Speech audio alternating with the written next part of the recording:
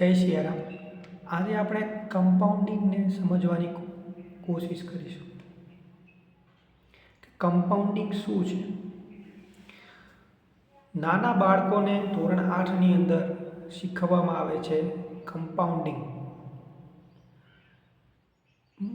પરંતુ આપણે એ શીખી જ્ઞાયા છીએ છતાં પણ આપણે એનો ઉપયોગ કરી શકતા નથી. તો એનું કારણ શું છે અને કમ્પાઉન્ડિંગ શું છે તે વિશે આપણે સમજવાની કોશિશ કરીશું. કમ્પાઉન્ડિંગને 8th વન્ડર ઓફ અર્થ એટલે કે 8મી અજાયબી પૃથ્વી પરની કહેવામાં આવ્યું છે. તો એનું કારણ શું છે? તો કંઈક કારણ તો હશે ને એનું. આપણને ખબર છે કે કમ્પાઉન્ડિંગ શું છે, કમ્પાઉન્ડિંગ કેવી રીતે થાય છે અને એનું મહત્ત્વ શું છે, એનો ઉપયોગ આપણે કરીએ તો આપણે એનો શું આપણને ફાયદો થાય, પરંતુ આપણે કરતા નથી. તો એના પાછળનું એક કારણ એ છે કે કમ્પાઉન્ડિંગ જે રહ્યું એ મૂળ વ્યાજ ઉપર આધારિત છે. કમ્પાઉન્ડિંગને દરેક ધર્મોની અંદર ખરાબ કહેવામાં આવ્યું છે, એટલે કે વ્યાજને ખરાબ કહેવામાં આવ્યું છે. દરેક ધર્મની અંદર વ્યાજ જે હોય, લેતા હોય, એમને ખરાબ કહેવામાં આવે છે. તો એનું કારણ શું છે? તો એનું કારણ એ છે કે આ કમ્પાઉન્ડિંગ એટલે કે વ્યાજ દર જે રહ્યું, ચક્રવૃદ્ધિ વ્યાજ મુદ્દલ, એ અમીર લોકોને વધુ અમીર બનાવી શકે છે અને ગરીબ લોકોને વધુ ગરીબ બનાવી શકે છે. એના કારણે દરેક ધર્મોની અંદર આને ખરાબ કહેવામાં આવે છે. એટલે આપણે પણ તેના તરફ ખાસ ધ્યાન આપતા નથી. મેજોરિટી પબ્લિક, મોટા પાયે જે પબ્લિક હોય તે આનો ઉપયોગ કરતી નથી. એનું મુખ્ય કારણમાંથી એક આ પણ છે અને બીજા પણ કારણ છે. હજારો વર્ષોથી આપણે જોઈએ કે જે વ્યાજે પૈસા આપતા હોય મની લેન્ડર અને બેંક માનવ સંસ્કૃતિમાં હજારો વર્ષોથી જોવા મળે. કેટલાય ધંધા આવે, કેટલાય બિઝનેસ આવે, કેટલાય બિઝનેસ જાય, પરંતુ આ જે લોકો છે એ હજી સુધી ટકી રહ્યા છે. તો એનું કારણ શું છે? તો એનું કારણ એ છે કે તે મૂળભૂત સિદ્ધાંત કમ્પાઉન્ડિંગ એટલે કે ચક્રવૃદ્ધિ વ્યાજનો ઉપયોગ કરીને એમનું બિઝનેસ મોડલ બન્યું છે. એટલા માટે ટકી રહ્યું છે અને બની શકે કે આગળ પણ એ ટકી રહેશે. કેમ કે એમનું ફાઉન્ડેશન એટલે કે એમનું જે આધાર, એમનું જે પાયો જે રહ્યો ને એ બહુ મજબૂત છે. એના પાયાની અંદર કમ્પાઉન્ડિંગ છે. હવે ચક્રવૃદ્ધિ વ્યાજ જે રહ્યું એનું સૂત્ર જોઈએ. આપણે ધોરણ 8ની અંદર જોતા હોઈએ કે એનું સૂત્ર છે કે ચક્રવૃદ્ધિ વ્યાજ મુદ્દલ બરાબર મુદ્દલ કૌંસની અંદર 1 પ્લસ વ્યાજ દર ભાગ્યા 100 કૌંસ બાર n એટલે કે વર્ષ. આઈકન આપણે જોઈ શકીએ કે ચક્રવૃદ્ધિ વ્યાજ મુદ્દલ એટલે કે જે અંતે આપણને મળવાનું છે એ કોના ઉપર આધાર રાખે? તો વ્યાજ મુદ્દલ ઉપર. કેટલા રૂપિયા આપણે ઇન્વેસ્ટ કર્યા, નાખ્યા કે વ્યાજે આપ્યા, એ કેટલા રૂપિયા છે. બીજું કે વ્યાજ દર કેટલા ટકા ઉપર આપણે આપ્યા છે, ટકાવારી, અને કેટલા વર્ષ માટે આપ્યા છે, આ મહત્વનું બને. હવે આપણને ખબર હોય તો મુદ્દલ જે હોય, મુદ્દલ હોવી જોઈએ. પહેલાં તો આપણા પાસે પૈસા હોવા જોઈએ. ના હોય તો આપણે કમાવવા પડે, અર્ન કરવા પડે, નહીં તો કંઈ થાય. બીજું, મુદ્દલને આપણે વધારતા જઈએ જેમ એમ આપણું કમ્પાઉન્ડિંગ જે રહ્યું એ પણ વધતું જાય, એની વિશાળતા બહુ મોટી થતી જાય. તો આપણે મુદ્દલને વધારવી જોઈએ. વ્યાજ દર, હવે વ્યાજ દર જો નહીં ઠીકઠાક હોવો જોઈએ.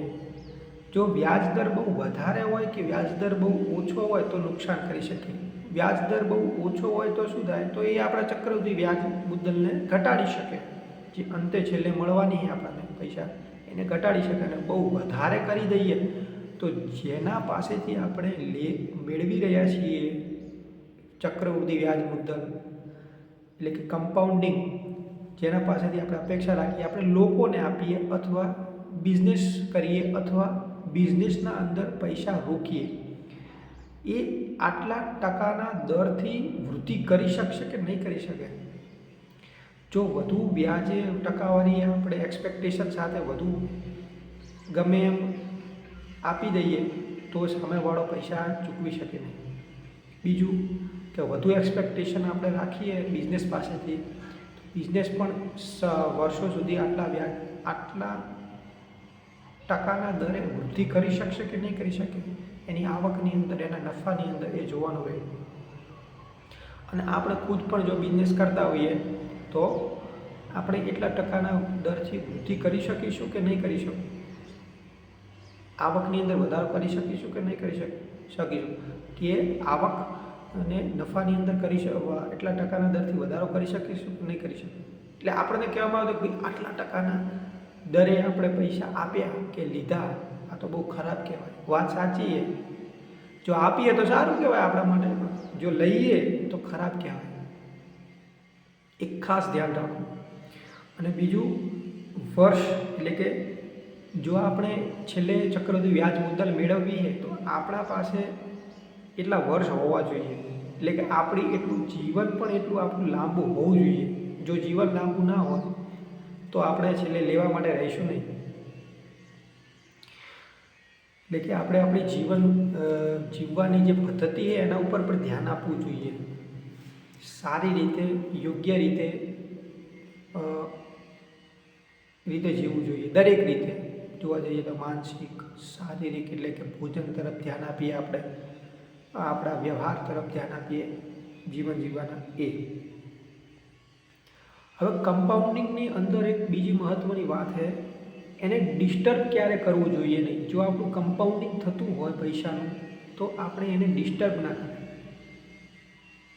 એટલે કે વચ્ચેથી અંદરથી બહાર કાઢીએ અને ફરીથી નાખીએ, બહાર કાઢીએ અને ફરીથી નાખીએ, એ ન થવું જોઈએ.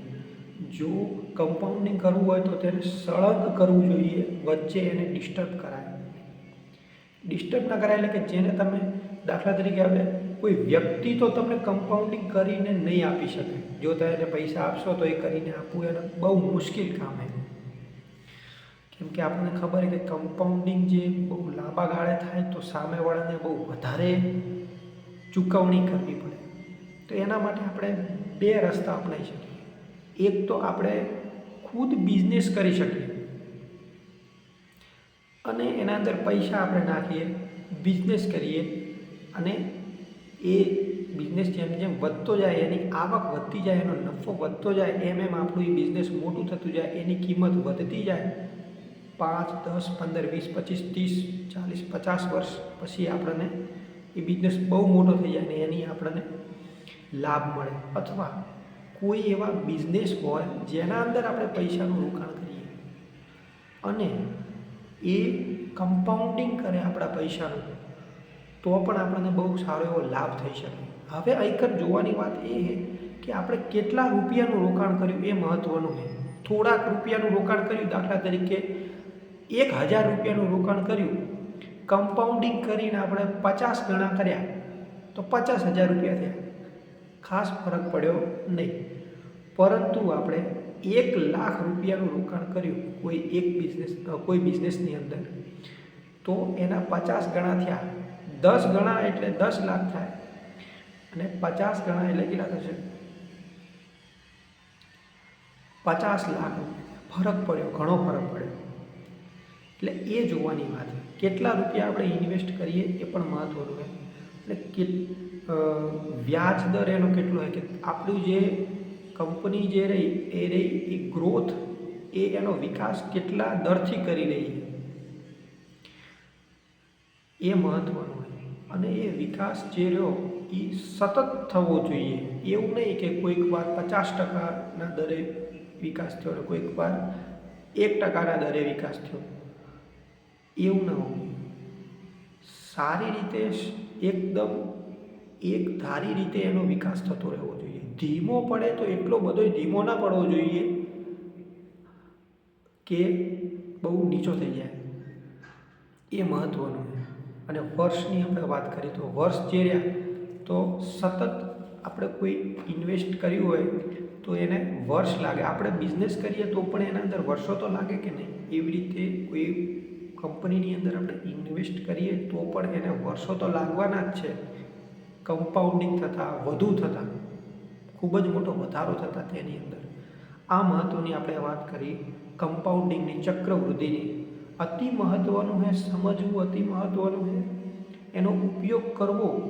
એ આપણા માટે બહુ સારી વસ્તુ સાબિત થઈ શકે. આપણા ફાઇનાન્શિયલ જીવનની અંદર, સામાન્ય જીવનની અંદર પણ આપણે એનો ઉપયોગ કરી શકીએ. દાખલા તરીકે કોઈ આપણે એક સારી આદત પાડવીએ તો રોજ એ આદતને આપણે રિપીટેશનની અંદર લઈએ, એટલે હેબિટને આપણે રેપિટેશનની અંદર લઈએ અને આપણા જીવનની અંદર ઉતારીએ તો એ આપણા જીવન માટે પણ ઉપયોગી થઈ શકે. દાખલા તરીકે સારો ખોરાક લેવો.